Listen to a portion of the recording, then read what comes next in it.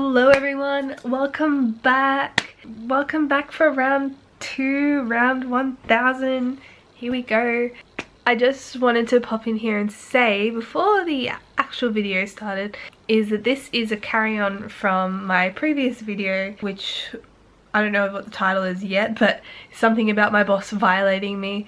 It'll be along those lines. So if you haven't seen that already, go and watch that video because it does kind of tie in with this video that you're about to watch, and it gives you a lot of insight about my previous job, my work life, and it is entertaining and it gives you a lot of tea, and honestly it's just a really good time. So would recommend to go watch that video before you watch this one. You can watch this one and then watch the other one, it's all good, don't worry. I will link everything below relating to this series, and yeah, hopefully you'll be entertained.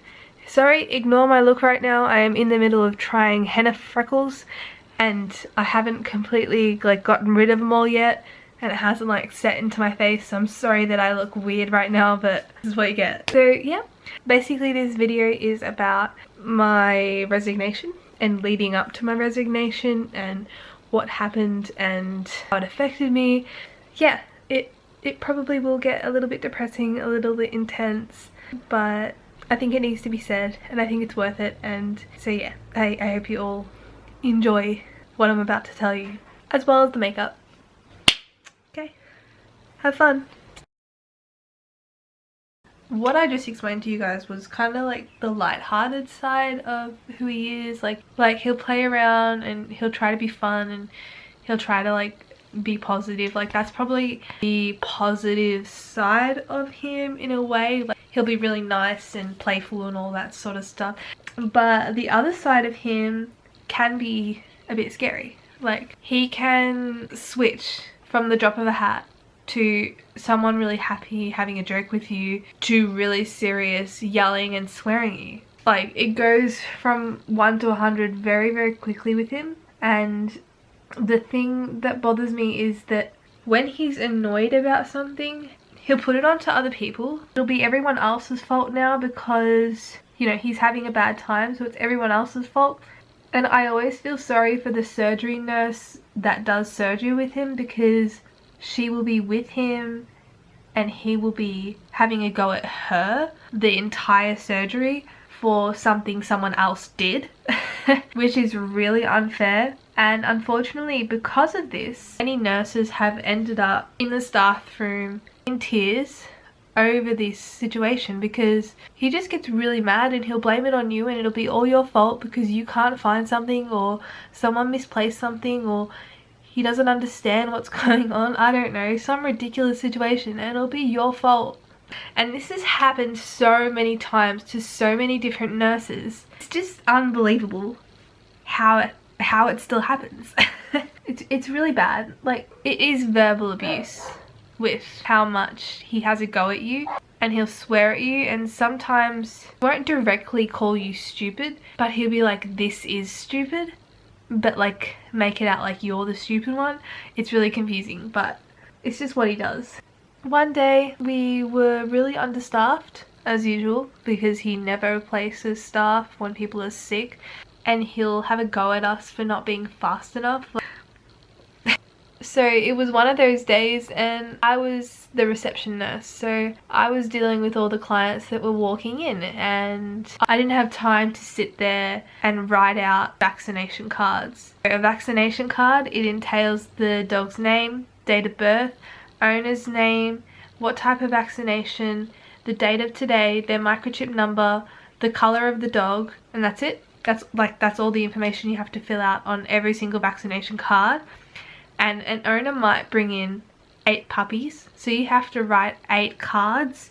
And because we're a reproduction clinic and a greyhound clinic and a general practice small animal clinic, we are very busy. We do not have time to write 8 vaccination cards every half an hour. That's how many breeders come in to our clinic to get vaccinations.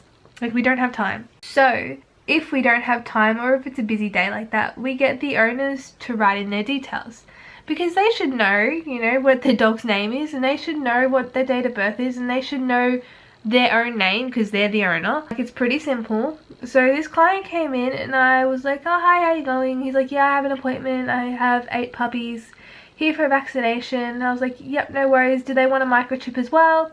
He said no. So I was like, okay, no worries, cool. I give him the vaccination cards. I explained to him how to fill it out. I asked him, do you have any way to verify the puppies? Like, to know the difference between 1 to 8, because they all look the same. And he didn't know what I was talking about. And I was like, you need coloured collars or something to differentiate each puppy, because if you have 2 brown puppies and they're both female, how are you going to tell a difference between them when we put the microchips in or when we vaccinate them? But at this point, it didn't really matter because he's not getting a microchip anyway. So they were all getting vaccinated. So it didn't matter. They weren't getting a microchip. So they didn't really need to worry about telling the difference between each puppy, because if they were all getting the same vaccination and they were all equally healthy, you didn't really need to tell them apart until they were getting their microchip. So it was no problem. Anyway, he tells me that he's filled it out. I said, yep, no worries, hold on to the vaccination cards. And when you go in to see the vet, just give the vaccination cards to the vet. And he's like, okay, no worries, cool. So this consultation, unfortunately, was with the boss. And so he went into the room with his vaccination cards, and I'm obviously drowning in work at the front. He comes out of the consultation room 5-10 minutes later, the boss, and he gives me back the vaccination cards. And he raises his voice at me and he says, these haven't been filled out properly. You have to fill it out again when I come out of the consultation room. And then he closes the door and doesn't even let me answer. So he obviously continues the consultation with the vaccinations, and he puts the sticker on each vaccination card, and then he comes out and he slams them on the reception table and walks off back into the consult room. And then the client comes out and I'm fixing the bill with him, and I'm trying to explain to him how to fill out the vaccination cards, because he's a breeder, yeah, so he has to learn how to do it. And it's not hard. You just gotta write your name and the colour of the dog and the date of birth and which puppy it is. Like, if you got 8 puppies, you name them 1 to 8. Puppy 1, puppy 2, puppy 3. I'm explaining this to the owner very, very nicely. Explaining to him how to fill this card out. And the owner is getting a bit agitated because he didn't really want to do it. And he was kind of being lazy about it.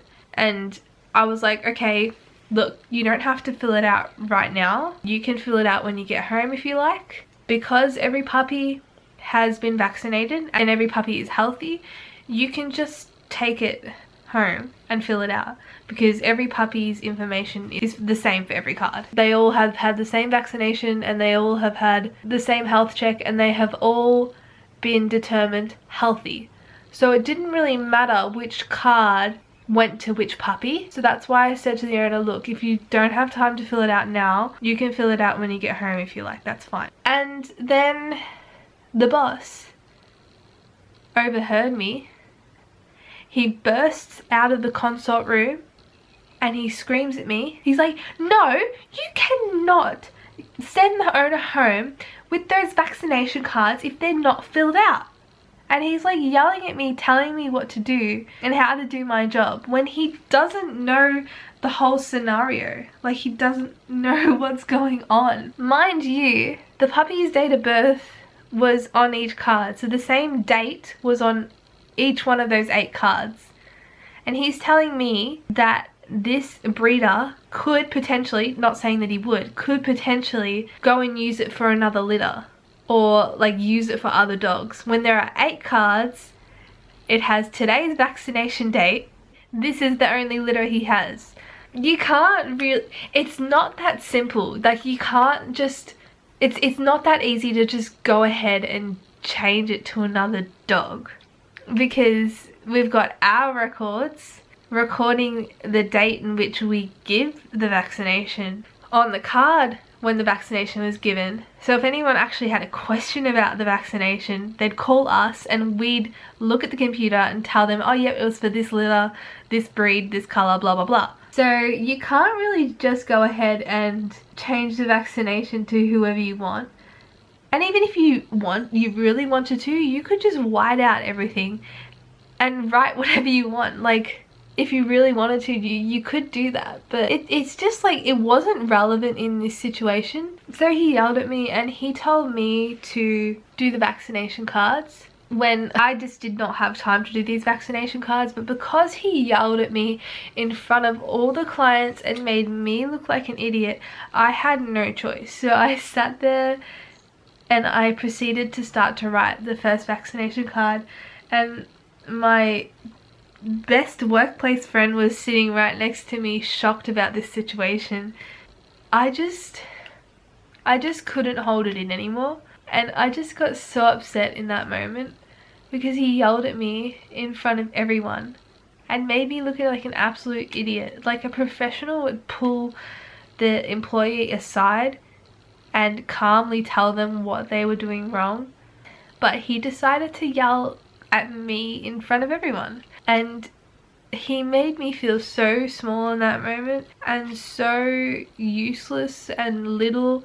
As soon as I started writing on the vaccination card, I burst out into tears, and I look at my friend next to me and I'm like, I can't do this. And I was like, I gave her the vaccination cards and I ran to the toilet, and yeah, I started bawling my eyes out because he just made me feel so bad. The way he yelled at me in front of everyone made me cry, like, so much.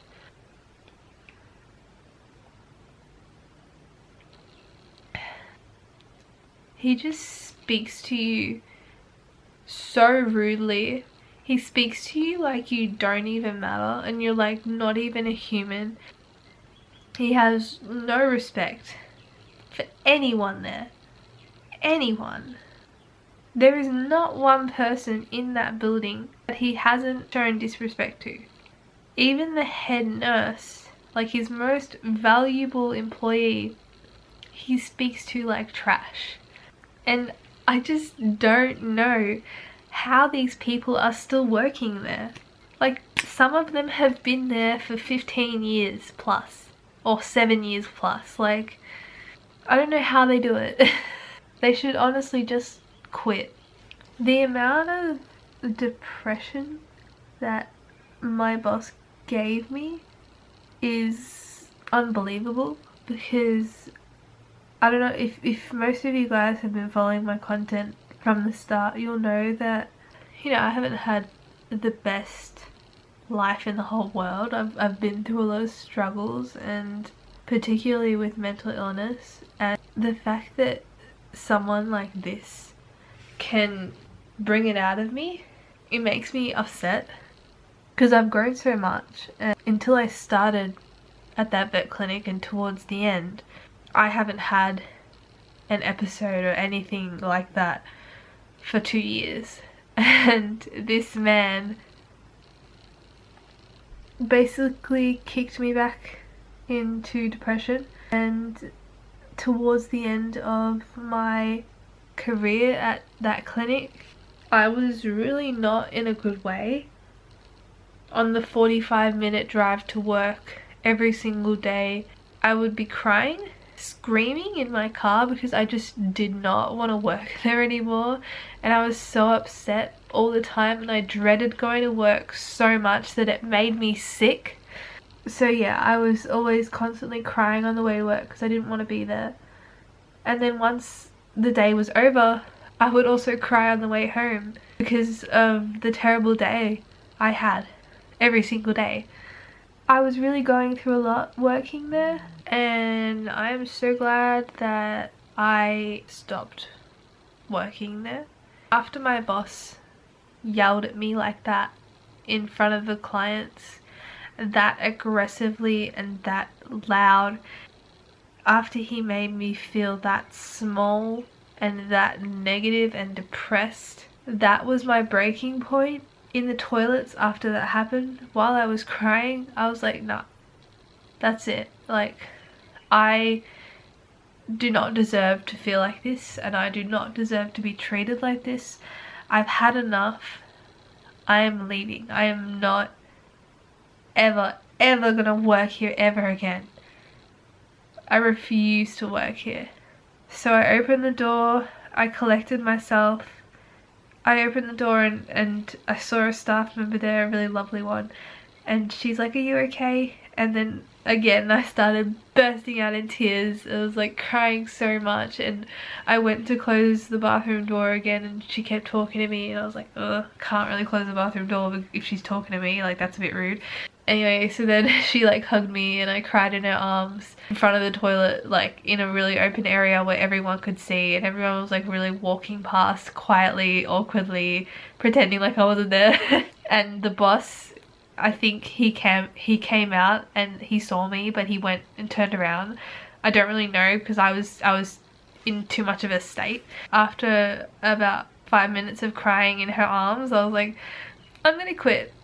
She's like, "You're gonna quit? You think you're gonna quit?" I was like, "Yep." She's like, "Okay, if that's what you want to do, I think it's a good idea." I was like, "Yep, I'm gonna do it."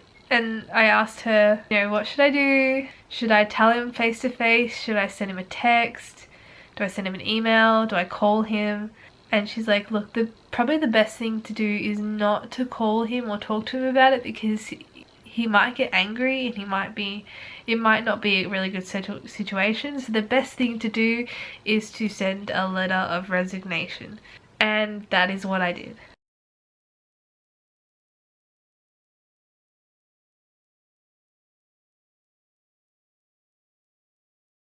So I gave 2 weeks notice by saying that my employment date ends on this day, and I sent the email and I instantly felt a whole relief off my shoulders from sending that email, because I felt like I was free for the first time in 9 months of working there. I felt like it's finally over, and it was such a big relief off my shoulders. But then a week later and 1 week before my resignation, got an interview at another job. It went really well. Trial day, you know, everything was going really well. They didn't know that I left my job yet, but you know, they were really nice people. Then maybe 2 days later, the coronavirus got really bad and places started shutting down and food started disappearing from the shops. Toilet paper was no longer available, stuff like that started happening. So employers started not to employ people because they didn't want to risk employing another person in case they had to shut down their business, and then they would have another mouth to feed essentially. So the place that I went for a trial and for an interview, they said, "Look, we can't take you now because of the coronavirus." Obviously, for the 15,000th time in my life, I'm freaking out again because I'm about to be out of work during a pandemic and not earning an income. I'm honestly freaking out. At this stage, I'm still working at this vet clinic that I hate. Unfortunately, I've come to the decision that I can't quit because I have no money. Like, what am I gonna do? I've got a mortgage. Like, this house I am paying for weekly. I cannot afford not to have a job. So I go back to my employer, my original one that I'm working for, and I have a really respectful heart-to-heart with him. I'm like, "Look, the only reason why I'm leaving is because it takes a long time for me to get to work, and I just wanted to find a place closer to home." And that, again, that was a big reason why I was leaving, but he didn't really know what was going on with me mentally by working there, so it shouldn't have been a problem for me to come back. But he turned around and said, "No." He said, "No, it's too late. It's clinic policy. Once you resign and you can't come back." Even though about 2 months earlier, someone resigned and then they came back and he let them come back. But for some reason, I wasn't allowed to come back. And I told him, "Look, I have a mortgage. I've got bills to pay. The coronavirus is going on. And I've literally got no work now. Like, I don't know where to go." And he's like, "I'm sorry, it's too late. Once you resign, that's it." And he was being like an absolute dick about it. Like, and he said, "Someone who resigns doesn't want to be here and shouldn't be working for us." And he's right. If you resign from a place, it means you don't want to be there or you got better opportunities. And he's right in that aspect. But these circumstances were beyond me or beyond anyone. It didn't matter that I was gonna suffer from coming back to work because I need money. Like, I need to pay this house off. I can't stop making payments. I have to put my mental health aside and I have to work. That's why I'm asking you, can I have my job back so that I can live, basically? And he's telling me no. And I'm being so nice, and I've never ever snapped at him or had a problem with him face to face, and I've been a really, really good staff member. I do my job, I get to work on time, unlike 60 to 70% of the staff members there who get there late. I actually get there on time, and he's telling me no.